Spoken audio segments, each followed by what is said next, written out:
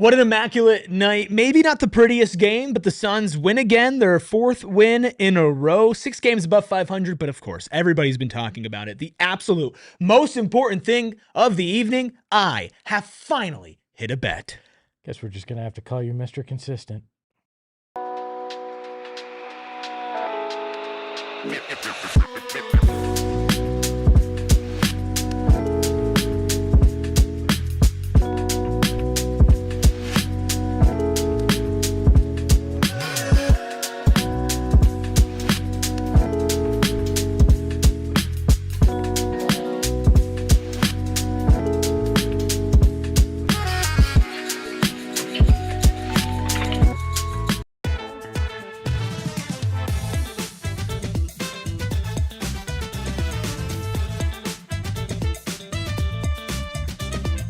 Psychos and sickos unite for a 6 games above 500 edition of the PHNX Suns post-game show. Of course, brought to you by our friends, my personal friend this evening over at Bet365. Download the Bet365 app, use code PHNX365, deposit 10, place a bet for 5, get $150 in bonus bets as your Phoenix Suns got their 4th win in a row, tied for the longest active current win streak in the NBA, 115 to 101 over the washed up Washington Wizards. Whoo, hit that like button, hit that subscribe button. It's a 2-man crew with the Freckle Mama behind the Mac. Once again, I'm Eric, that's Espo. We got Ayrton back there. We're going to talk about everything today. We'll talk about Collin Gillespie's magnet ball. We'll talk about the connector, aka Oso Ighodaro, some blue collarness coming off the bench as well. And of course, there was a lot the Suns needed to clean up tonight as well. But at the end of the day, Espo, there is one game left in 2025 for the Phoenix Suns, and they have the chance to go out of 2025, the winners of 5 straight,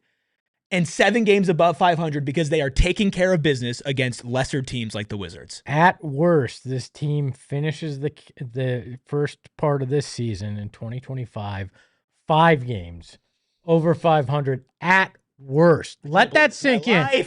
Every single one of you haters that sat here and said that we were being ridiculously optimistic when we said somewhere between 38 and 43 wins this year, and you laughed at us, you can shove that in your pipe and smoke it. They're going to be 5 games over 500 at worst and 7 games over 500 at best if they beat the Cavs. And you know mortgage beef is taken seriously around here. So Wednesday is a big deal. Not only is it Ott's homecoming to Cleveland, it's mortgage beef, and it's a chance to be 7 games over 500. It's a hell of a time to be a Suns fan because not 1, not 2, not 3, but 4 games in a row they've won. I'm not speechless, obviously, because that never happens. But I am in awe of how much I love this team. And I know how much you love this team, and how much Ayrton loves this team, and how much all of you in the chat who are here, who are hitting that like button, hitting that subscribe button, rating us 5 stars on audio, because you love this team so much. They did this tonight, again, against a Washington Wizards team that is not good, but has won 2 in a row at home as of late, has gotten over half of their wins in the last week and a half. They played a pretty decent game, Washington did, and the Suns did this without their starting center in Mark Williams, Ryan Dunn, Jalen Green, and Grayson Allen. All 4 of those players did not touch the floor tonight for the Suns. They were led not by Devin Booker, not by Dylan Brooks, but by another guy that we'll talk about here in a second. The depth of this team, Espo, the vibes of this team. I know last year, I feel like you and I always went back and forth about the term vibes, right? I still hate the term. But I think we got so jaded because last year it was always about the negative vibes. And this year, I am going to frankly say, I don't know if the vibes have been better since 2021. Okay. Why I hate the term vibes is because it started up in this company up in Denver with the people up there. And I can't give anything to Nuggets fans. So that's why I hate the word vibes. But the concept, the ability to come together as a group, to like each other, to care, and actually want to fight for the betterment of the team rather than the individual, that is something I can get 100% behind, and this team has it in spades. You look at that the post-game interviews in general, right? When they go to Amanda Pflugrad goes to talk to a player of the game, she can't get a question in because so many of the teammates are coming over to dap the guy up, to give him a hard time. Tonight, drop an F-bomb in Colin's ear. Whatever the case may be, they go and do it because, as Tori Lavello once said, a connected team is a dangerous team, all right? We're allowed to say it. I try not I hear to. you. The people have asked. Don't get Jalen Green on this podcast. This is a very connected group. Maybe even more so than the 21. I think it's hard because we're still kind of in the beginning phases of this. The 2021 team was clearly a better team. Now, they did start off the season a little rough, the same way that this team did here, but we haven't seen them fully intact. I do think there is something to be said about, if you don't want to call it vibes, if you don't want to call it being connected, let's call it chemistry. Because I'm fully aligned, if you will. And alignment. Hey! When you break down chemistry in sports, right, which is probably just the more accurate term for the word vibes, chemistry is probably the single most important thing next to talent. The thing is, in the modern NBA, though, is that the baseline for players has gotten so much higher. And what we've learned over the last couple of years is you absolutely should not stockpile top-end talent, but you should rely on your front office, rely on your general manager, and all the people who work with them to analyze good mid-level talent, guys that would be in the middle tier of players that you think can overachieve, and then put them in a situation where they can thrive. Jordan Ott was standing there on the sidelines with his hands like this, like a mastermind tonight. And this was an ugly game. The Suns didn't play well tonight. I will go out there and completely say that. They still shot a decent percentage from three. They won by 14 points. They overcame the sloppiness with hustle, offensive rebounding. And when you have this chemistry of really liking the players next to you, you can respond to adversity better. Sometimes it's a gimmick. Sometimes it's a shtick. Sometimes your team has a nice team dinner and then completely falls apart. Sometimes your team doesn't post that stuff on social media, and yet they play every single game like they actually care about each other. Sometimes you feel like a nut. Sometimes you don't. Sometimes. No, is that a reference to something that I don't get? It's an Almond Joy commercial. Oh, right? Okay.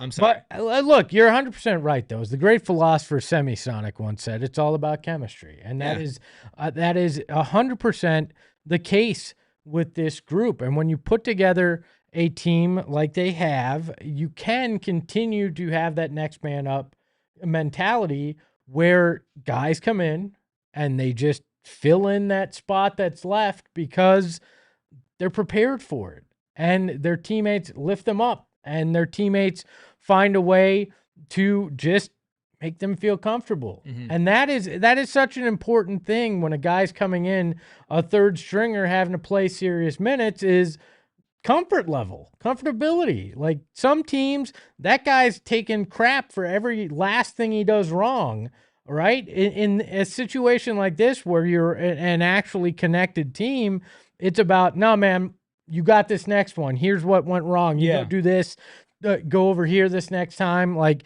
there's room for that. And it doesn't have to be pretty when you're gritty like this team is. There you go. Keep saying it. Like you don't have to win the fashion show. You don't have to win the eye test when you're going to go out there and do the dirty work.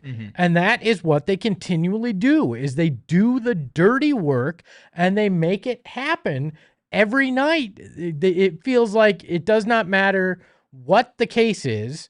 When it comes to crunch time, they're going to go out there and they're going to do what is necessary to get the win. I think I saw the stat, and I believe it was from Shane Young, that over the 2 games in New Orleans, they had 160 offensive rating in crunch time, like some insane number, because this team just takes care of business when they have to. Yeah.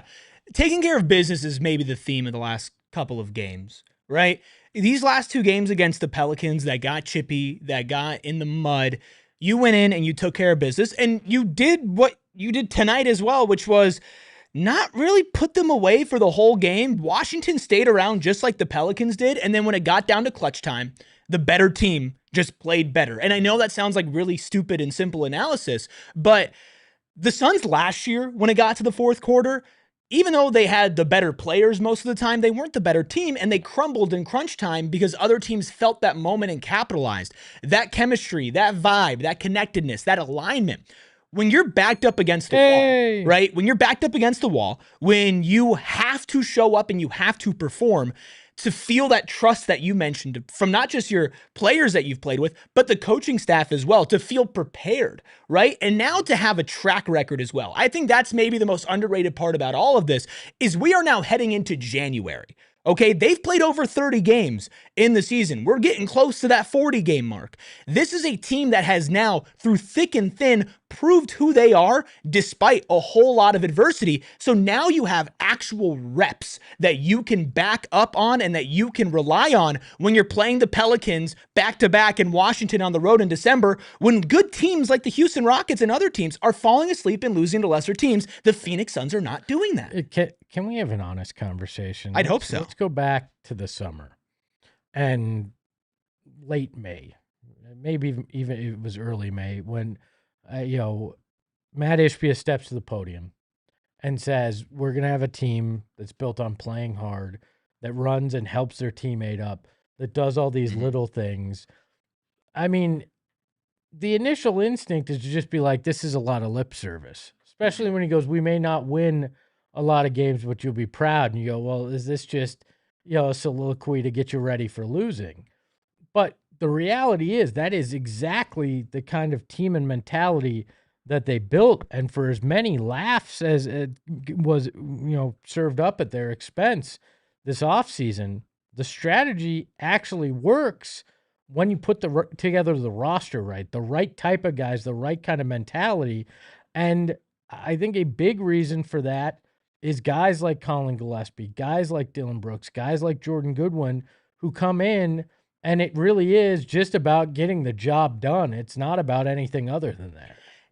There are a couple comments in the chat from some of the usual suspects. They're like, Eric, you're overhyping the Suns. Eric, who cares? It's the Wizards. And let me get one thing clear here.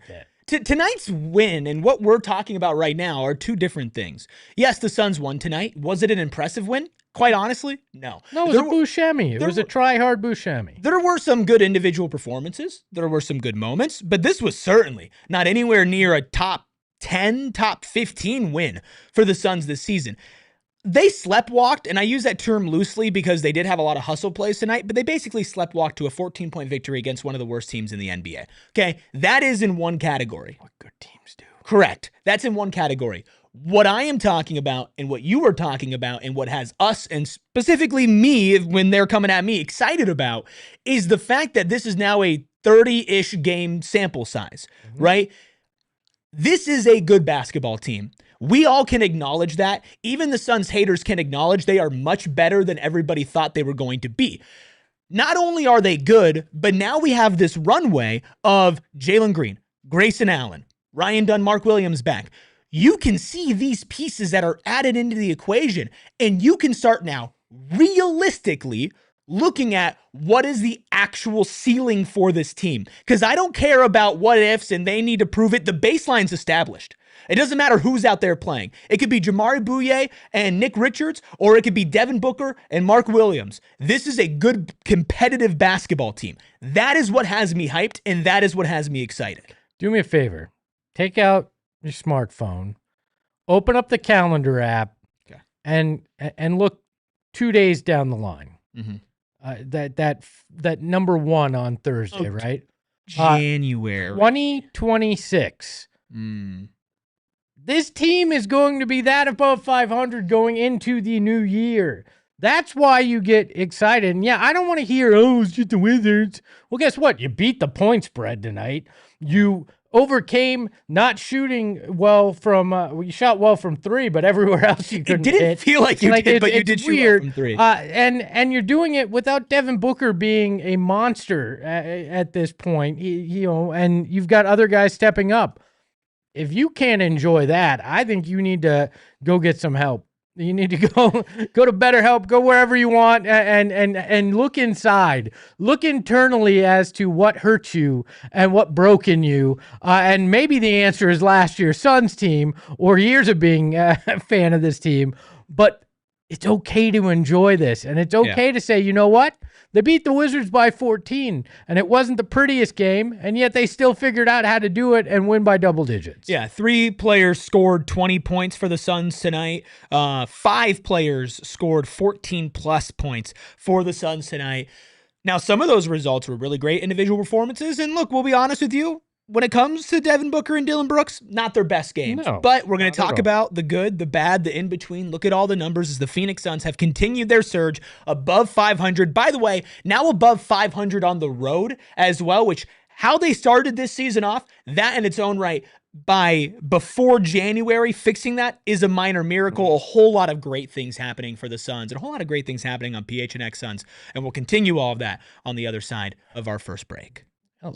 Some of you want to demolish the Suns apparently and start a rebuild, but if you want to actually start that home remodel that you've been putting off now that the holidays are over and all that company isn't going to be at your house, you can do it with our friends at Window Depot. They're new here in the family. And when I heard it, I said, Window Depot? Well, they just sell windows, right? And I said, nah, they sell a lot more than just windows. It's doors, skylights, cabinets, countertops, sinks, and so much more. Everything that you need to redo something in your home, they've got it.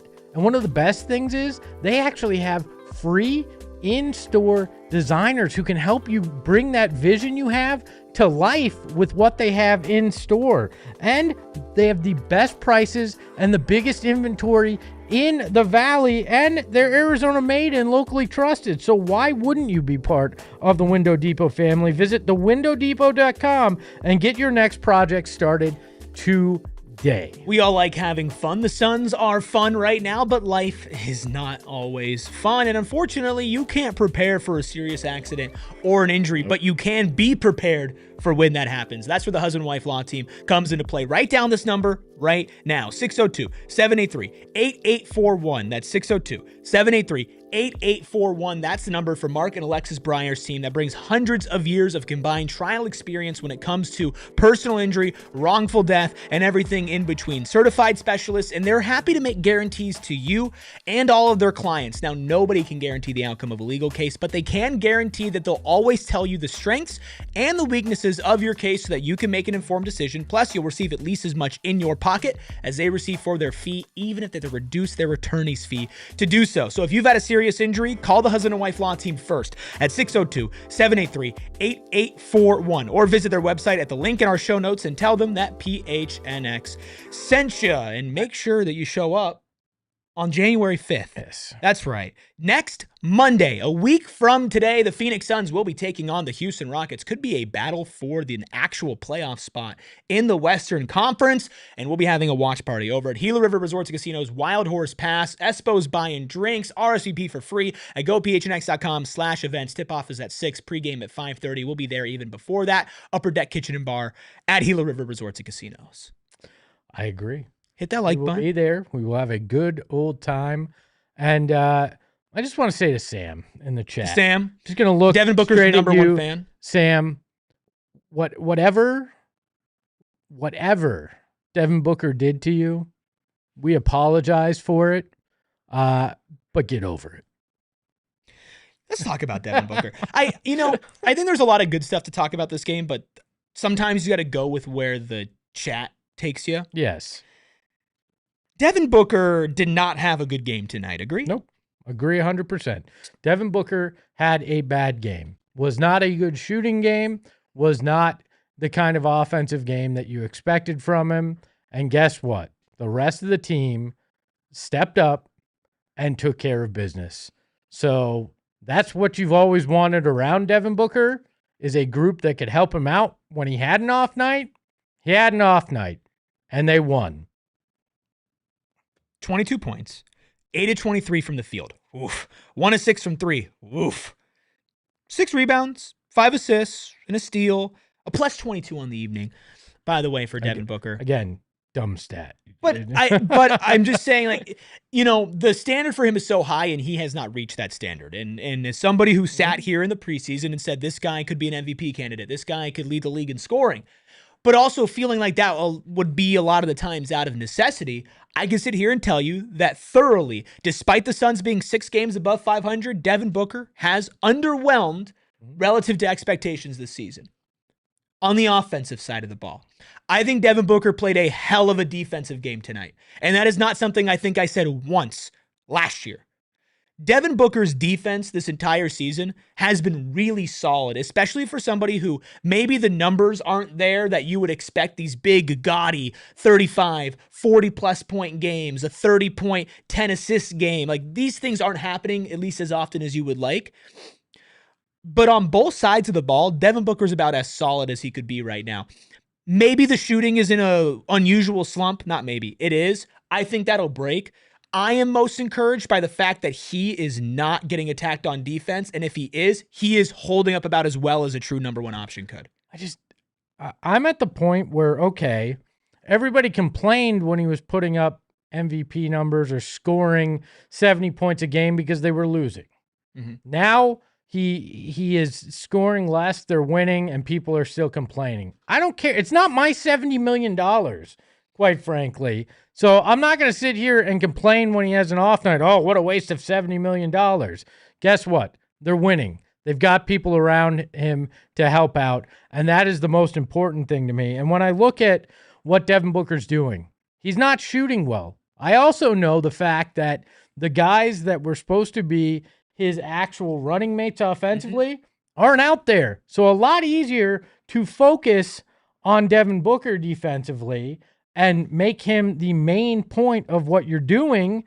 So in part, that's probably why guys like Collin and Jordan and other guys that are around him get the opportunities and the looks that they're getting as well, is because the defense is so focused on him. Does that excuse going 8 of 23? No. Does that excuse the fact that he's shooting like 25% from three since October? No, it doesn't. He has to get better there. But overall, the results are there, and it's in part because of the attention that he draws. And you can't forget that. And that's not an excuse. That's a basketball fact. And if you don't understand that, you don't understand the way that the game's working and how his gravity is impacting it. The gravity is real, and when you look at some of the performances that other guys give, it doesn't happen if Devin Booker's not on the court. We saw that when Devin Booker wasn't on the court. He needs to play better. Yes. He needs to shoot better. And honestly, he was shooting better pre-groin injury and all of that. It's all fallen off a cliff. He needs to do that better, and he should not have any excuses for it, which the only time we ever heard an excuse was when he took the core shorts off and had a good second half, but it still has not come back to that average level that we've expected from him. Could you imagine a world where during the dark days, we'd be sitting here complaining a guy had 22 points, 6 rebounds, 5 assists, and a steal, and got to the line 7 times? In a 14-point victory on the road. Yeah, no, like the bar with this guy has been so all over the place throughout his career. It's insane to me. And again, not an excuse. I do expect him to shoot better. Yeah, but he needs to. You know, but again, I don't know, man. If Devin Booker went 12 of 19, had 40 points tonight, and they lost by 5 to the Wizards, do I feel better about that? No, I feel worse. Yeah. So I'm okay right now. Look, Devin Booker needs to play better. We all agree. But at the end of the day, I think he will play better. It feels like a really bad shooting slump for him, and he's doing other things to impact the game, which for your number one option, you usually are not using that as the bar. But like you mentioned, no Grayson Allen, no Jalen Green, no Mark Williams. Those might be the 3 guys with the most gravity on the team. And then no Ryan Dunn as well, which helps out on the defensive end. But I think we need to name our dude of the night, presented by Gila River Resorts and Casinos. You do you at Gila River Resorts and Casinos. Visit playatgila.com for more details. It's got to be Mr. Consistent Collin Gillespie. In less than 30 minutes tonight, he put up 25 points, 6 assists, 4 rebounds, 2 steals, shot 10 of 14 from the field, 5 of 8 from deep. Espo, I don't know what else to say about Collin Gillespie, but he's really damn good. He's the Michael Jordan of Walmart contracts. Dollar for dollar. He was the Michael Jordan of TJ McConnell's. Dollar for dollar, the best value right now in the NBA. And, you know, the guy, for everything we've said about Devin Booker's three-point shooting, he's been the opposite side of that coin. He has been unbelievable. Was fantastic in the 2 games in New Orleans. Was 5 of 8 tonight. Overall, he is connecting all over the place, right? Everything he's putting up is going in. It's money right now. And this is a guy that was supposed to just be a backup, hopefully give you 15 to 18 good solid minutes. Now he's a starter that in some cases is carrying a large load of your offense. And it's been fun to watch, impressive to watch. And again, another testament to how the G League can really help a guy be ready for his opportunity, which Collin has been. Collin's been great shooting the ball. That is the most blatantly obvious part about his game. He's the best catch and shoot shooter in the NBA by almost 4% at 53.3% going into tonight. From three, right? From three. Yeah. Shooting 61% from the corners from deep going into tonight. 6 out of 10 makes from the corner for Collin. Now he's taking them off the dribble. He's taking them on transition pull-ups. He's taking them on back-to-back possessions. And he's added a little bit of that mid-range game.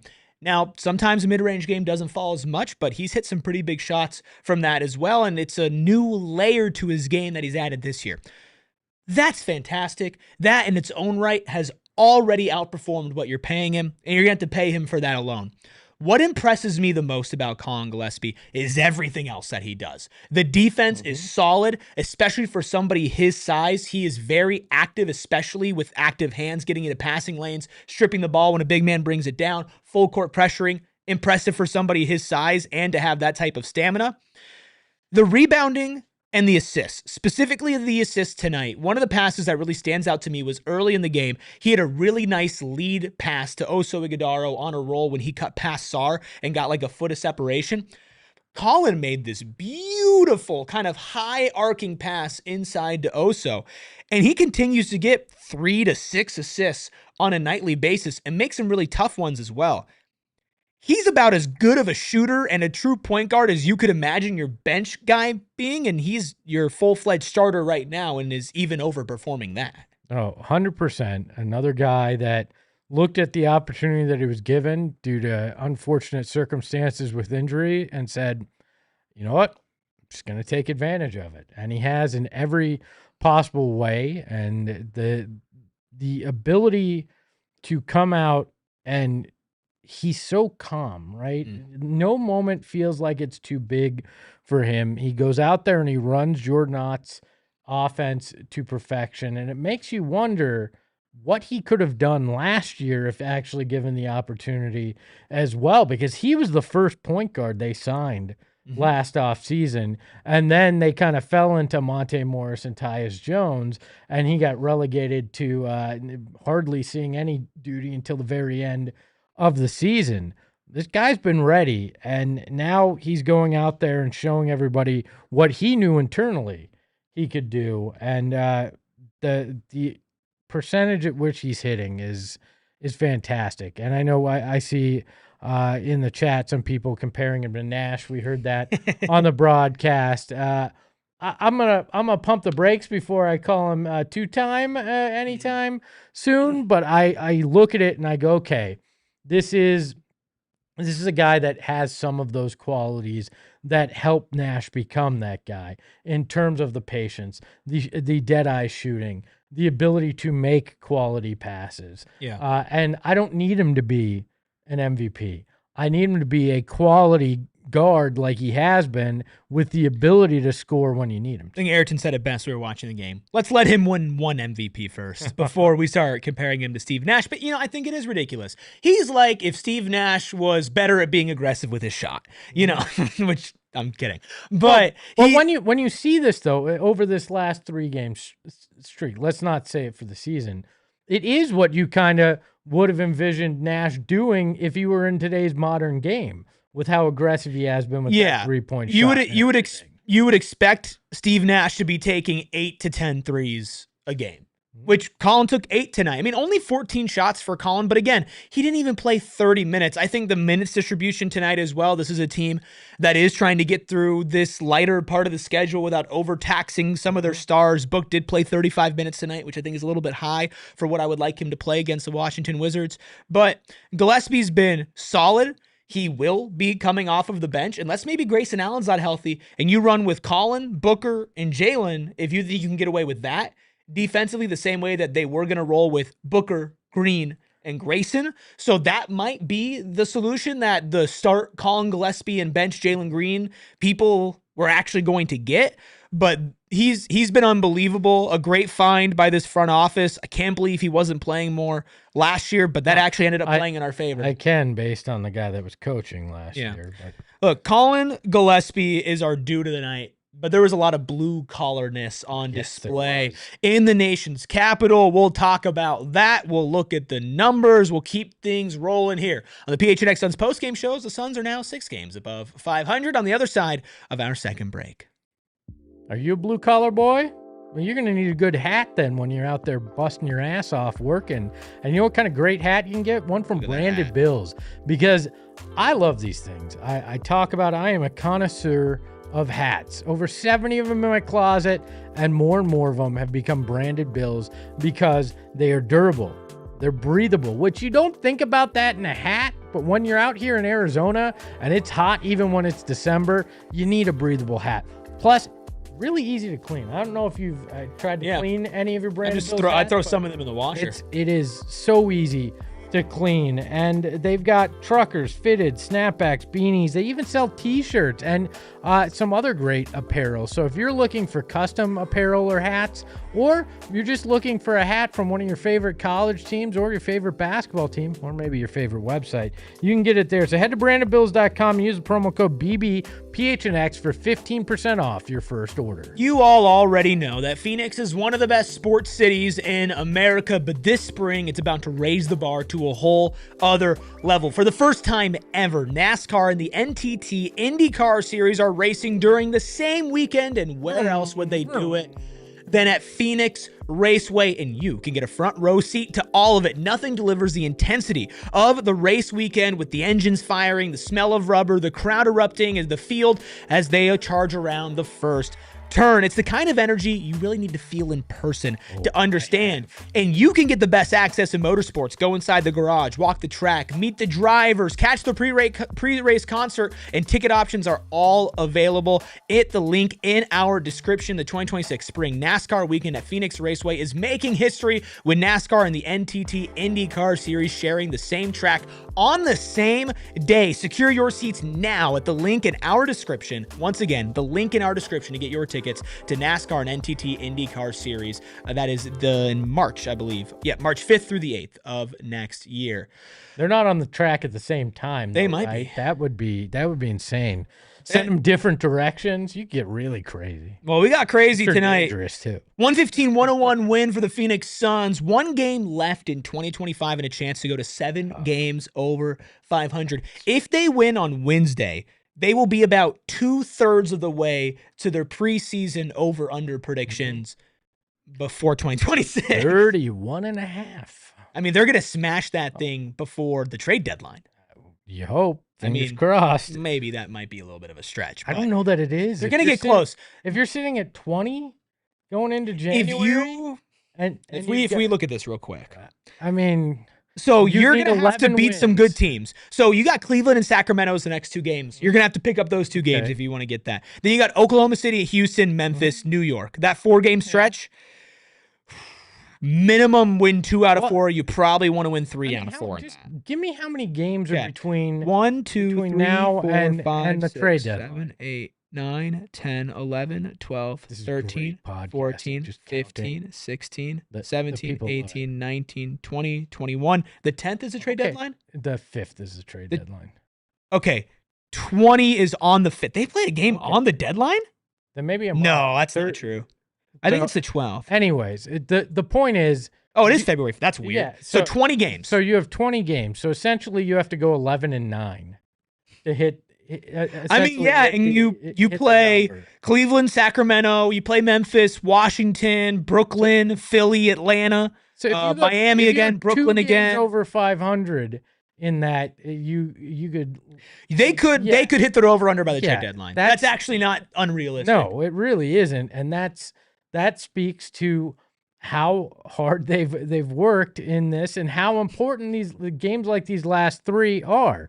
You don't fall into that trap of we just came off of playing what everybody thought was the gauntlet that was going to kill our chances. Now we can take take our foot off the gas and not play hard. No, they wound up taking care of business even when it was difficult. Even when you had a bad shooting night, you figured it out. And it's games like these last 3 that put you in a position to do that before the trade deadline. And that's, again, I said it earlier, that's the mark of a good team, is not screwing up when you have when you have 3 games against teams that you should beat, and it shouldn't be a question. Well, and I think you look at the micro sense, and for sure, you look at the macro sense, they won't have a tougher stretch than what they just had from mid-November to the end of December. I mean, Christmas. You won't find a tougher stretch maybe in the NBA than the teams they played. They came out of that over 500. Since they got to the other side of that, they are now 3-0 past Christmas against bad teams. But guess what? Doesn't matter. You just beat bad teams last year. On the road, by the way, as well. It's not like these are just home games. It's very rare in the NBA for a team to be on the road in back-to-back nights and to pick up a win against the same team, and then to go up against a Wizards team that's been playing okay basketball as of late. But somebody played great basketball tonight. We're going to name 2 blue-collar boys. Our first one got the start, and my, oh my, are we connected. Ighodaro put in all the dirty work tonight. Only 6 points in 30 minutes. Only took 3 shots. Did hit 2 of 2 from the line, though. 10 rebounds, 3 assists, 2 steal. A game high. Plus 27. I know you say it's stupid, but I think... No, but in this case, it's not, because you saw all the things that he did. Devin's case, where he didn't shoot well, and you're a plus 22. Yeah, but I think for a guy like Oso, the plus minus does make sense in showing the value for what he did on the court. Yeah. Oso played a hell of a game tonight, doing just a little bit of everything. It's why Oso is the perfect blue-collar boy tonight.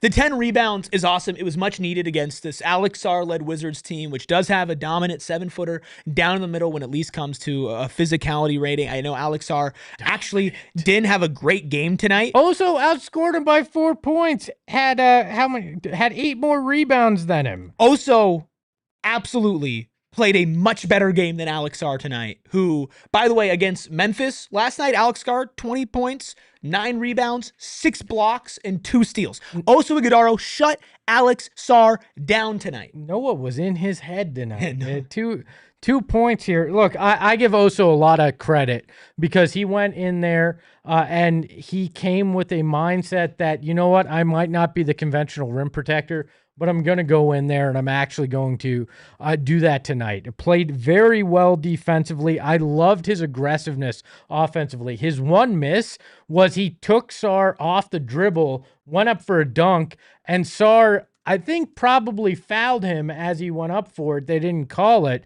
But I loved what Oso has done. And you've seen this evolution, because there was a time in November where, myself included, people were ready to run him off the court and get him the hell out of the rotation. And you know what Jordan Ott did? He said, no, because I know what this guy can be and what I know he will be. And he continued to give him those minutes, and he's continued to evolve. And tonight was a case of that. You saw the things that he did so much better than he was doing during that stretch earlier in the season. And this was, as much as, you want to see, this guy had 20 points tonight. Yeah. 6 points, but those 10 rebounds, those 3 assists, the 2 steals, everything that he was able to do out there tonight, huge impact. That's why he's definitely one of the blue-collar boys. Second year, 40th overall pick, and he's absolutely been impressive, especially as of late. He has the 3rd highest plus-minus in a single game in NBA history. And by the way, that was the last time that they played an Eastern Conference team,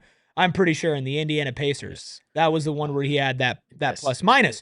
Now you play another Eastern Conference team, a plus 27. I want to highlight a 2-possession stretch that I highlighted on my Twitter account during the game from Oso. Oso's bringing the ball up the court, 9 minutes, about 10-ish minutes left in the 3rd quarter. Suns are only up 2 at this point. Oso getting guarded by Alex Sarr, who is a really good defensive player, crosses over right to left and drives right by Sarr, who is a very athletic, very quick center.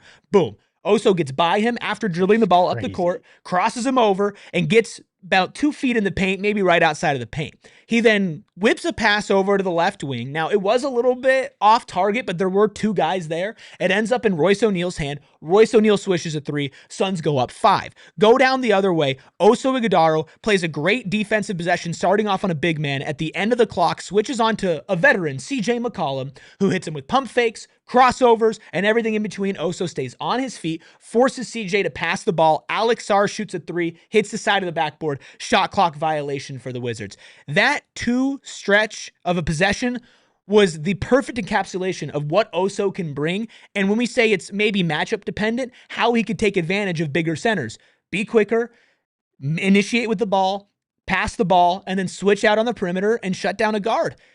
That's a really good couple of possessions from him. And that's why it's our love the play of the game. Yeah, let's call that the love the play of the game. Friends at Arizona Lottery, love and play today. Like you've got to love what he was able to do in that whole series there, and you described it eloquently. I felt like I was rewatching it just right there, and that is. I know Charles had a hard time keeping up, but I'm glad you could. I'm used to listening to everything at 1.5 speed. I've trained. Is that why we get along? Because you can just hear. I've trained all my podcasts are 1.5 speed. I don't think it's a 1.5 speed thing. I think it's a Charles how he can maybe personally a processing problem. By the way, I need the Freckle Mamba to create us a connector logo. Yeah, we might need one. We need this on Basketball Reference. The connector for Oso Ighodaro is the nickname. Our goal is to get it on Basketball Reference. Our goal is to get it on the broadcast at some point. Our goal is to get Oso himself to say the connector. You mentioned Basketball Reference and nicknames. I was looking at Royce O'Neal. Do you know what Royce O'Neal's Basketball Reference nickname is? And it's not Rolls Royce. I do not. Any guesses, Ayrton? Milkshake? I don't know. You're close, actually. Am I? You're close. Big Meal. Big Meal. Big Meal Royce O'Neal. Who was he dating for a while? Anyway. Has anybody ever heard of Royce O'Neal be called the Big Meal? As much as I hate Rolls Royce, you will never hear me say the Big Meal, Royce O'Neal from deep. Do you want to take the Big Meal? That's kind of hard. Boom room? You know, when you say that, the Big Meal smokes another layup. Oh man, Royce had a pretty good game tonight, though. Royce, hold on, we gotta read Sean's comment. If you watch these pods at 10 times speed when Eric talks, that's fast. It disrupts the space-time continuum. That's real. You see, that is respectfully. That's a funny way to make fun of me. An intelligent way to make fun of me. Something that Charles simply does not understand. The Big Meal, Royce O'Neal approved. I just know that Charles gets so giddy when I say his name too. He's like, "Ooh, he paid attention to me." I can't get past this. The Big Meal. The Big Meal, Royce O'Neal. It kind of goes hard, low key. That's like a UFC fighter name. It's like, in this quarter, the Big Meal, Royce O'Neal. What would the Big Meal consist of? Like the Big Meal? Yeah, it's got to be something that when you cook it's inconsistent layups. No, I mean that's fair, but I feel like it would have to be something that would be inconsistent based on how it's cooked, right? Because that is Royce from 3. You never know if it's gonna be a good Big Meal or it's just gonna be like with a lot of food, like In-N-Out fries. I think Royce O'Neal is In-N-Out fries. No free ads. Where it's like when they get it right, you're like, hold up, these are fire. But when they mess it up, you're like, get these things out of my bag. I guess the Big Meal could be good. Oh man, that was a big meal. I enjoyed that. Or man, that's a big meal. I don't know that I'm gonna finish that. Yeah. A different Sean says, I tried 2 times speed once during a class and had an aneurysm. Hope you're doing okay, Sean. Sean doesn't go to class anymore. We have gone so off track. We have another. Aaron says, I know a jiu-jitsu guy whose nickname's Big Breakfast. Big Breakfast goes I like crazy. That. Okay, if there's an NBA player whose nickname is Big Breakfast, who would it be? Jalen Brunson, because he had a big game for the Knicks in the morning on Christmas. Jalen Big Breakfast Brunson. It's got to be somebody with the Jamari Big Breakfast Bouye. Ooh. Where you're gonna roll with that? I think. Right? Big breakfast, Jamari Bouye, because he wakes up a bucket. Oh, we got to get the connector as a thing first. Then we'll work on Aaron big Wilson breakfast. says Zion. It's just a big everything. That's just he had a big breakfast. Totally different. Totally different. Good nickname for Bryant Reeves. That's a good call, Nashty. Big country, big breakfast. Zach Randolph, big breakfast. How about Oliver Miller? Oliver Miller, big He breakfast. was the big O, but I think it would be the big breakfast. Big Aaron, big breakfast Baines. Aaron, big breakfast Brooks. Look, we have gone so off the rails. Brooks, Dylan. We've gone so That's half off the the fun. rails. When No, you it have is a good absolutely. one, right? But you know who else is having fun? We have another blue collar boy, We do. right? We have another blue collar boy. We still have to talk a little bit about Dylan Brooks, and we'll wrap things up here on what was a very fun and, yes, important edition of the PHNX Suns post-game show, because the Phoenix Suns beat the Washington Wizards. They sleptwalked to a 14-point victory, moving to 6 games above 500, 9-8 on the road for the season. And, man, the vibes are immaculate. We'll keep on going on the other side of our final break. You want to bet on who's having a big breakfast tomorrow? You can't do that with Bet365, but you can bet on almost everything else. 78 different sports. I'm so excited. I went back to middle school Espo where my voice is cracking. 78 sports that you can bet on. Live in-game betting. They pioneered it. Why would you not go over to Bet365 and start today? And you know what? They've got the early payoffs, which I love in the NBA. Your team goes up 20. And you have the money line, you automatically win. Doesn't matter if it's the first quarter. Doesn't matter if they go on to lose. You're going to get it. And right now, breaking news from Bet365. Thank you. New customers now get $150 in bonus bets when you place a bet of $5 and you deposit $10, and you're going to $150 in bonus bets whether you win or lose. Bonus bets can be used on spreads, totals, player props, futures, and so much more. Whatever the moment, it's never ordinary at Bet365. Must be 21 and over, physically located in Arizona. If you or someone you know has a gambling problem and wants help, call 1-800-NEXT-STEP. Text NEXT STEP to 53342 or visit problemgambling.az.gov. You can get a big breakfast for not a big price over at Circle K. I'm talking meal deals. How about a Circle K breakfast sandwich, a hash brown, and any flavor, monster or medium coffee, or Polar Pop up to 44 ounces for a nice $4. Can I go half monster, half coffee? I don't think so. Oh, okay. I don't think so. You can ask.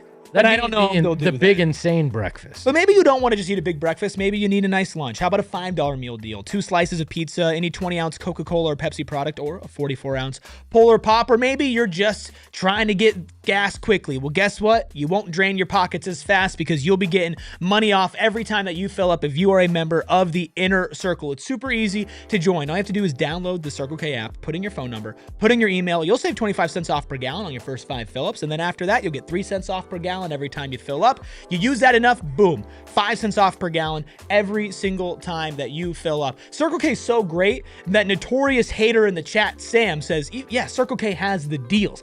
That's how you know that Circle K is great. I'm stopping at Circle K all the time because my commute, it got a lot longer this year, but it got a lot easier because of Circle K. So join the Inner Circle for free by downloading the Circle K app today. Terms and conditions apply at participating locations. Visit CircleK.com for details. Nasty says, energy drinks and beef jerky is a real man's breakfast.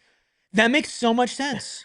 That makes so much sense. Crack one of those openings. Snap me a Slim Jim. We're going to have a good morning. Oh, yeah, brother. Okay. Let's talk about another blue-collar boy here, Espo. Hit the like button. Hit the subscribe button. Oh, we talking blue ballers. All right, let's go. Who else we got? In 28 minutes tonight, Jordan Goodwin off the bench had 14 points, 7 rebounds, over half of them on the offensive end, adding 2 assists, 2 steals, 6 of 14 from the field. Jordan Goodwin had a great game, by far and away the leading scorer off the bench. In fact, there was 21 points off the bench tonight.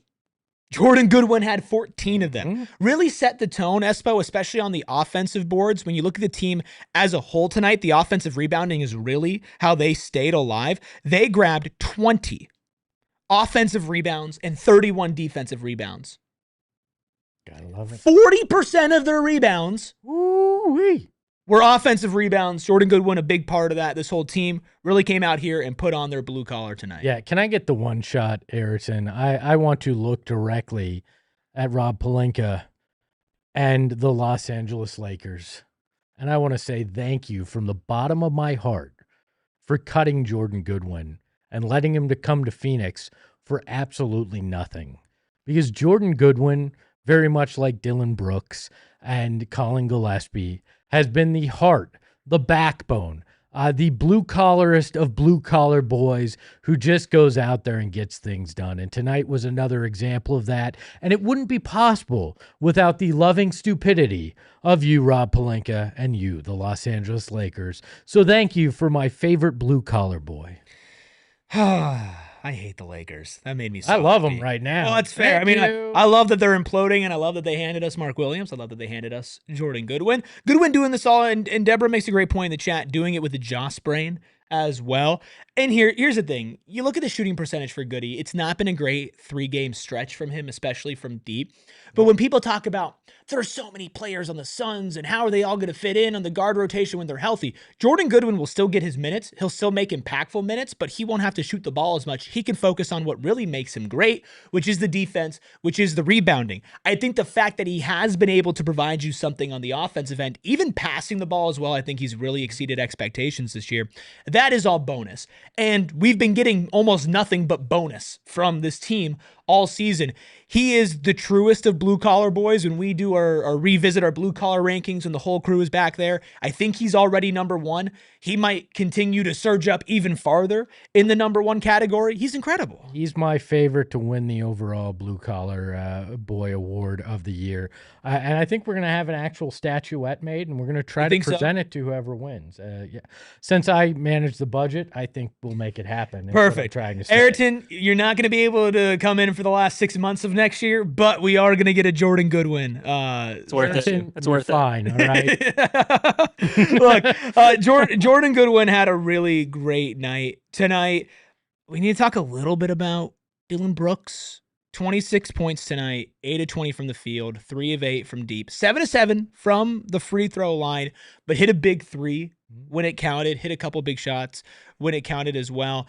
I really enjoy the fact that even if Brooks is not having a good shooting game, he's still going to take a clutch shot, and he's been hitting them more often than not. And to be fair, most of that was isolated in the first half where he didn't shoot real well. He made an impact in the second half, and that was important. And it's still 26 points from this guy. He's averaging a career high. I think he's almost 22 points a game, where he was averaging 14 last year with Houston. And mind you, a Houston team that was in need of offense, but didn't put him in a situation to succeed. He's had that here in Phoenix. Yeah, and off-night shooting, and much like Book, relied on his teammates to pick him up in those situations, in particular in that first half. But again, another guy that goes out there and has an impact, though. You know he's out there defensively when he's missing those shots, so you can be all right with that, especially when this lineup goes back to where you expect it to be. He's not going to have to carry the offensive load on as often as he's had to over the last month and a half. So, you think he's an all-star? You think he's deserving of all-star this year? Especially the way it's set up this year. Yeah. He deserves to be an international all-star. So the first round of all-star voting came back. No Dylan Brooks in the top 15 in the Western Conference. I think that makes sense. Devin Booker comes in at 15th behind Anthony Davis, Jamal Murray, James Harden. Those are the three that are directly in front of him, right ahead of Lauri Markkanen. Does it surprise you at all that he's 15th? No, because this is fan voting. So he has 133,000 votes, and that's in part because the national fans aren't going to really get super excited about Devin Booker and this Suns team. In fact, most of them probably are just starting to realize that the Suns aren't the bottom feeder in the West like they thought. Suns fans have traditionally not voted the greatest in these things, so it's in part on us as well. And then, like we talked about, it's nights like this make you go, all right, does the play warrant it fully? Yeah. And a lot of people would argue probably not. So I think 15 right now. I'd like to see him get a little bit higher, but when you're looking at some of the guys that haven't played as well but are higher than him, it's bigger names. It's bigger names. I do think that if Book has been playing better than this season, he would be a little bit higher, but he's never been good in the fan vote. I do believe that he would be the all-star selection for this team if they just took one. Yeah. He's got the pedigree of it. He only has, 4 all-star appearances? I don't think if it was that, I'd be arguing Dillon Brooks was the guy. You would argue that Dillon Brooks would be the lone all-star on this team over Devin Booker. If they did it like Major League Baseball and every team was forced to have one and the Suns weren't going to get two, I would argue that Dillon Brooks has been the bigger factor here in changing the culture and changing the defense's fortunes and the way he's taken that next step up offensively. Yeah, I would argue that he would be the one guy because Devin Booker, whether you like the standard or not, the standard is extremely high for him now. And even if he is averaging what looks like all-star numbers, you also know that the eye test has told you it's not as good as it has been at times. And while his gravity, as I talked about earlier, has been a huge impact on this team, let's be honest, All-Star's about counting stats. All-Star's about narrative. All-Star's about those kind of things. And right now, Dillon Brooks has that in a big way. Now, the league wouldn't do it because of who Dillon Brooks is, and he's got a stigma. He'd be the first guy to get a tech in an All-Star game. But, I'd argue that Dillon's probably the guy that I would put if you had to only have one guy make it. I think there's certainly an argument in a vacuum. I don't think there's an argument in reality. We talked about the coach of the year voting and just there are certain things that go a certain way. Devin Booker, if they picked one all-star, would be the all-star. And I do think part of the argument for Brooks, and I'm not saying I totally disagree with you. I think the argument for Brooks is that he's certainly along with Collin, the most improved players on the team, and him being the loudest of it as well. The biggest impact. And I think he has had an argument for the biggest impact. I still think Devin Booker, if you had to take one guy away from the team and say, go repeat these performances and try to be as good, and you took away Dillon Brooks and Devin Booker, this would be a worse team without Dillon Brooks than they will be without Devin Booker. I believe that. Now, I think it's close, and I think it's a lot closer than anybody would have thought. I don't think it's a massive difference, which is a really big testament to Dillon Brooks and a little bit of a knock on what we've seen from Book this season. The defense would take a complete nosedive. I think so. Without Dillon Brooks, where right now the offense would be seriously impacted, but I think the amount compared to what the defensive hit would be without Brooks would be substantial. And somebody in the chat, forgive me, I don't remember who, said if you want to add a little guts to the All-Star game, for sure, Dillon Brooks would be there. You want competition? Yeah. Dillon Brooks ain't letting anybody score easily. It's probably the only All-Star game that he'll ever make. He's going to make the most out of it. I do think when we saw Dillon Brooks without Devin Booker on the court and we saw some more unique and exotic defenses thrown his way, some double teams, a lot more attention, we did see him struggle with that. Dillon Brooks also doesn't pass the ball well, doesn't rebound the ball well. Now, I'm not trying to tear down Dillon Brooks here. You heard it here. He doesn't think Dillon Brooks is very good. Dillon, that is Eric Ruby at Eric ERIK. I clearly don't think that, clearly. And I think that Dillon is certainly in contention to be the conversation for best player on this team. I think there have been lots of nights where he has been the best player on the court for this team, and I think it's a massive testament to what he's done. I still think that if you take Devin Booker off of this team versus you take Dillon Brooks, I think that the drop-off is worse. But again, I agree because the offense and I also think that I think Dillon Brooks is a lot more consistent at these things that he's improved on than a lot of people maybe would have thought at the beginning of the year, the post-ups, the three-point shooting, scoring over 20-something points per game. If that wasn't going to be consistent, we would have seen a dip by now as we enter 2026. There's I feel 5 more levels for Devin Booker that he can hit to go up on. So he hasn't hit him. He hasn't hit them, especially the last month or so. Beginning of the season, he actually was hitting like that. And that was when, Dillon Brooks was out and Mark wasn't playing back-to-backs and coming off. So I do think that there is some nuance there, but the fact that we're having this conversation is a great and not a great thing when you look at it from either angle, either pro Dillon Brooks or Devin Booker. Yeah, look, I'd rather be having the debate about, are there 2 All-Stars on this team than where we thought we were, where it would probably be maybe there isn't even one, and the only reason you're who can the Suns sell for picks at trade deadline? Because Devin Booker is having to average 35 so they could win 10 games going into 2026. Well, and let's be honest, if they're in the Eastern Conference, they both be all-stars. The Suns would be a top 4 seed. They would be a top 4 seed. Well, I guess they're not doing. Are they doing East and West? I don't know. They're doing. Man. They're doing 3 U.S. I know they're teams doing the and one U.S., World but are team. they not dividing from those in East and West? I thought. The whole thing's stupid. I'm so It sick is stupid of messing with the format. Give me East and West. If you want to care about who's going to win, find a way to motivate these guys or put guys like Dylan Brooks in the game. Clearly they care about money. Like, don't just do it who's scoring the most. Put defensive guys in for it as well. Look at that and make money worth it. Can we talk about one other thing that we haven't gotten to? Can I say one idea about Please the All-Star? do. Go ahead. I think they should just spin a wheel of all 400-something players and one random guy gets to be put in the All-Star game. And it's like, could you imagine if it like landed on Tony Allen one year? How sick that would be. Okay, anyway, go ahead. So when you look at tonight's game, the Suns had 101 field goal attempts. The Wizards only had 78. The Suns shot 41% from the field overall. They shot 43% from 3, and that's not on a small number of them either. 40 of them tonight. I would love to know how many times in the modern NBA that a team has shot 40 or more three-pointers and had a higher shooting percentage from 3 than they did overall from the field. That's insane to me that they did that, and also insane the amount of extra shots that they got compared. They had, what is that, 30? That's or no, it's a 23 more shots than the Wizards tonight. Yeah, 23 more shots than the Wizards tonight. That's where these offensive boards became so important tonight, because you look at it, they only made 5 more shots than the Wizards. So. Well, that's where that offensive rebounding comes into play, and they're taking lots of threes. They're either making the 3 or they're grabbing an offensive rebound. That's probably a pretty good bet on it.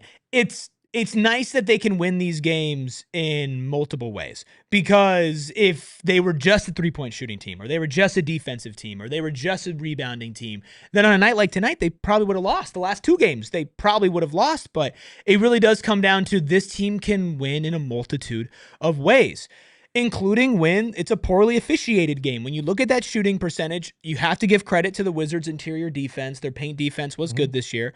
I think another part of it is that they let the Wizards grab and pull everybody, including Devin Booker. We actually have a super chat on that I'd like to get to from Ighodaro. Says, Booker versus the refs is a rivalry now.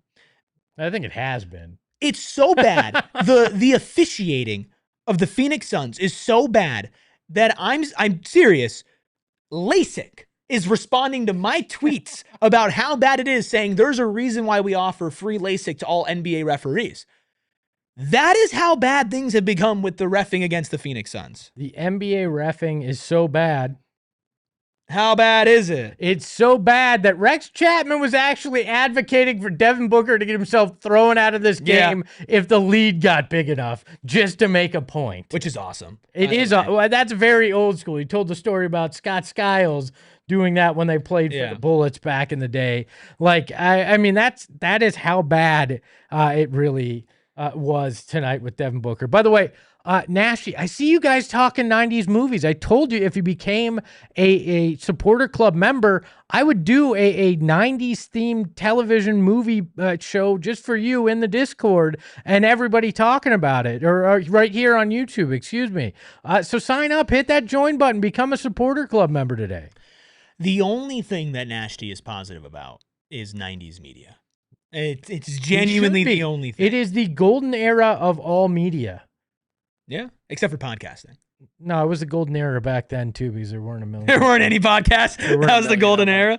We were just doing them into tape recorders back then and listening to them ourselves. Espo, the Suns won tonight. 14-point victory on a Monday night-ish. It's 8:37 right now, which is really throwing me off. Any final thoughts on, honestly, a win we will not remember in 2 months? You'll remember it when you finish a game ahead in the 6th seed or whatever. Fair. Like that's the thing. I gave you a hard time looking at the scoreboard or the standings in November, but the reality is one game now means as much as a one win later in the season when you get to the standings. All 82 matter, and you take care of things right now. So that is important. Any victory is important, and when you wind up one game ahead of somebody, this one will matter in a big way. Look at who you're sandwiched between right now. The Phoenix Suns currently are the 7th seed in the Western Conference at 19-13. They're a game and a half behind the Minnesota Timberwolves, who they have a 2-0 season series record against. They are they're 1.5 games behind the Timberwolves, 2 games behind the Lakers and the Rockets. They do have the season series against the Lakers right now, not against the Rockets, but they do play them on Monday for our watch party.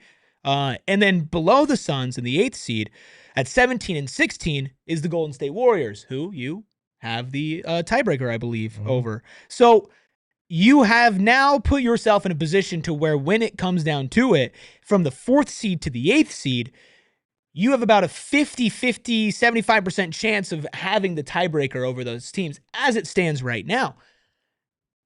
You are putting yourself in a really good position here. Now, and that's all you can do, right? Am I a little envious of the Eastern Conference as usual? Because the Orlando Magic are the 5th seed, and they're 18-15. They're the 5th seed. The Suns are a game and a half out of the 6th seed, and they're 19-13. The Suns' winning percentage is 59.4%. The Raptors, who are the 4th seed, their winning percentage is 58.8%. Yeah, this has been the problem with the league forever, though. It feels like since Jordan left the league, it's always been this imbalance. The West tends to be a gauntlet. The East tends to be lesser competition. And it's like, okay, yeah, there's so many if ifs were fifths, we'd all be drunk, according to Devin Booker. Well, that's... When you look at the Eastern Conference stuff, it's like, that would be and great. They play an Eastern Conference record, too, which also frustrates me. The Phoenix Suns are 19-13. The 3rd seed, Boston Celtics, are 19-12. And they're getting praised as being one of the best teams in the East. Yeah. Which, I mean, they clearly are. They are the 3rd seed in the Eastern Conference. I think... Congratulations, you're the skinniest guy at Fat Camp.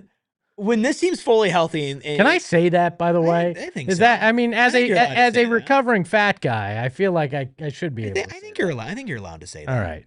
If you're not, I guess we're going to find out pretty soon. Well, I said it enough on this program. Is Fat Camp still a thing? No, I'm guessing it's not. I'm guessing is it like rebranded? I'd imagine it's like it's like a boot camp kind of thing now. Fat Camp I mean, what was that? Here, this is for Boom Shakalaka or Nashy, whatever you call it. What was the Ben Stiller movie about a fat camp in the 90s? So, fat camps are now often called weight loss camps, health retreats, or fitness resorts. So they do still exist. So they just rebranded. All right. Yeah, they just rebranded. Heavyweights. Thank you. Yeah. Yes, Heavyweights was the name of the movie. Well, the Phoenix Suns have made it through some heavyweights they deserve to take on. I think I'm fat. That's nice. I was. Go back and watch the end of last season. You'll see.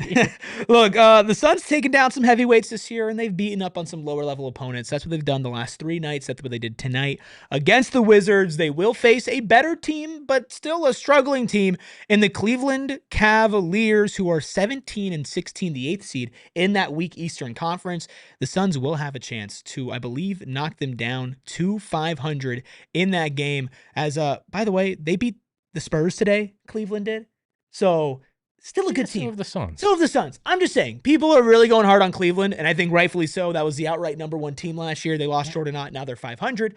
But the Suns will have a chance to knock them down to 500 to end the 2025 part of the season. Brian Gregory was like Indiana Jones, and he had that weight, and he stole Jordan Ott and put the weight there and ran away. Oh, I have some clips from talking to Kenny Atkinson at Summer League about how great Jordan Ott was, and I'm going to be firing off on Wednesday, so I'm very excited for those to hit the timeline. Any just final thoughts at all whatsoever about the Suns as for the second to last time? In 2025, Espo, we wrap things up here on PHNX. I mean, when you look at where they are now compared to where they were this time last year, it is amazing what 12 months can do. It's great to see this team having fun. It's great to see the fan base having fun. And look, man, this is a million times better than we could have imagined, and and that was us being optimistic. Yeah. So excited to see what happens the rest of the way, and that's what I'm looking for. So couple final thoughts from me. Number one, can I get the one shot here? Look at this hat. Look at this hat. Look at this hat. A PHNX Suns branded hat. Beautiful. How nice. Beautiful. You can get that at our locker. Shameless plug, but honestly, it just looks good. So it does. I'm going to talk about it. Who gave it to you? You gave it to me. That's right. You're welcome. Thank you. Thank you. You're also going to be giving people free drinks. I will. On Monday. Come out. January 5th. Yep. Gila River Resorts and Casinos. Wild Horse Pass. Suns Rockets. I'm cowardice, but I'll give it out to you. A free drink. Just come over and talk to me. Yeah, it's the least that a coward could do, right? Hit the like button. Just like, give me a hat. Yeah, that hat is sexy. Give me one. $35. I'll ship one to you right now, man. Hit the like button, hit the subscribe button on the way out of here. We are getting closer to 50,000 subscribers here on PHNX as a whole. It is not just the Suns that we cover here on this channel. You can check out our collegiate coverage. Arizona State plays in a bowl game on Wednesday. That's where I'll be. Will you guys hold down the fort? What is it? The Tony the Tiger Sun Bowl. Why is it not the Frosted? Why is it Tony the Tiger? Because that's the brand. That's the brand. He's the brand. Come on, it should be the Frosted Flakes. The Frosted Flakes. They presented by Tony the Tiger. They need a Pop-Tartification of the Tony the Tiger Bowl because they got to really lean into that, like the Pop-Tarts. I'm telling you, winner dives into like a giant 200 bowl. gallons of milk and then they get to pour the Frosted Flakes in. Yeah. What did I give Espo? Well, I gave him a plug. You can find him on Southwest Bias every single weekday morning, talking about all the other Arizona sports here. That's one of the other shows that we have here. We have PHNX Cardinals as well, who are, you know what? They're hanging in there, guys. As best as they can. Trying. We've been through a lot on the Suns team side of things the last couple of years. The Cardinals have been going through it just as much. Go support Bo, Johnny, and former producer Noah, who was literally dancing in the office over Alex Sarr's poor performance tonight. You can also check out the PHNX Diamondback show as the official offseason swing has really hit for the Diamondbacks. Ketel Marte trade rumors, offseason signings, free agents, Alex Bregman, everything in between. Derek and Damon Dog have you covered there as well. And then, when the W is back, of course, we got you covered with PHNX Mercury as well. A whole lot of great stuff going on here at PHNX. So thank you for all of you that are already subscribed, all of you that are already members as well, which get access to exclusive content, exclusive emojis, plus a prepaid super chat for every month that you are a member. Just hit that join button, which is usually where that subscribe button is. To the right of it is the like button, completely free. Thank you all for hitting that as well. 5-star reviews on audio as well. Deborah, we will have pre and post game for you on Wednesday. Gil and I will be here as Eric handles his ASU duties. We will be enjoying the Mortgage Beef Bowl Part 3. Man, they better beat Duke. I'll tell you that. Probably more than Part 3. Yeah, it's definitely Part 3. They were doing Mortgage Beef Bowl when I was producing. Yeah, that's true. So lots of mortgage beef. You can follow Freckled Mamba at Freckled Mamba. Go help him out. Okay, we were talking about during the game. Freckled Mamba, he needs a little help on the social side of things. Get that engagement up for our guy. Give him a like, give him a retweet. Don't let him get shadow banned like Kev from Mesa. He's earned it, okay? He's got the followers, but for some reason, somebody who's in charge of that app is saying no more Freckled Mamba, and we won't stand for it. I think they're just jealous of the great handle. I think that's what it is. It's a great handle. At Freckled Mamba, they're like, we can't have this fire on our platform. It's a great handle. Freckled Mamba says that he follows back. So if you follow him, he will follow you back. I can't confirm. That's so he did follow me back. That's so like 2017. I follow back. I follow back. Maybe that's begging for follow backs in the PHNX Suns comments. No, go show some love to Freckle Mamba because he is also an awesome producer. Does a great job here, and we do really appreciate him. 6'5" shot creating shooting guard. Are you actually 6'5"? No, that's my 2K build. It's his 2K okay, build. I'll tell you this: when you play Ayrton on the court, it feels like he's 6'5". Like, he's a tall guy, and like you walk in the office, you're like, that guy's tall, and then for some reason he steps on the court, and it's like, are you 6'8"? Like, what is going on here? I want to thank you for not bringing up the office chair basketball. Are you during the okay? game. We will, sure. We might have an injury report. The emergency room trip, I'll be fine after that. I'll be Hey, here they know my Wednesday, name there. so- Tell them I say hi. Actually, I'll be here at 11 a.m. tomorrow for Southwest Bias, so I'll get checked out by then. But. Well, you can check him out at Southwest Bias tomorrow. You can follow him at Espo. You can follow me at ERIKRUBY. We are at 99 likes right now. Can we just get one more Get to like? the 100. Just one person. Also, hit that like button. Also, if you haven't gotten your fix of Suns content, head over to our shorts. I tell the story of the craziest brawl in Suns history. If you think that Jose Alvarado hitting Mark Williams with a little love tap in the cheek was a brawl, oh, you don't know nothing yet, and you haven't heard this story. Yeah, this is when Espo fist fought Goran Dragic. And no, I would never fist fight my man, the Dragon. Yeah, when with the trash he was talking to Oh, you? I would not. You had to Even throw. if he was, I Did would you not and Book throw fist down. fight when you played 2K? No, there was no reason to fist fight. He beat me by like Well, 7. that's what Alvarado did. I'm not. When gonna you're fist- downing, you're out. You throw. Why you would throw I fist fists fight against the somebody rookie? that's clearly I better just- than you. no, you know. Look, No. we appreciate all of you hanging out with us. You can follow the show at PHNX_Suns as well. That's on Instagram. That's also on Twitter. We bring you up-to-date news, updates when it comes to injury reports, suspensions, everything in between. Plus, we have Hopefully some not fun. more suspension. Hopefully not. Well, Dylan Brooks picked up, what, his 11th technical today? 11th. So, So 5 more. yeah, it's not So even some 2026. So before the trade deadline, yeah, he might. they'll cross the over and he'll get a suspension. The problem is you keep on getting suspended, I believe, every 2 techs after that. So, oh, brother, he's going to have to be better on that end. But we also like to have fun during the games. We like to celebrate. So follow us at PHNX_Suns. We'll be back on Wednesday because this podcast is Mr. Consistent. Ahoy, ahoy. We all silly like the mayor.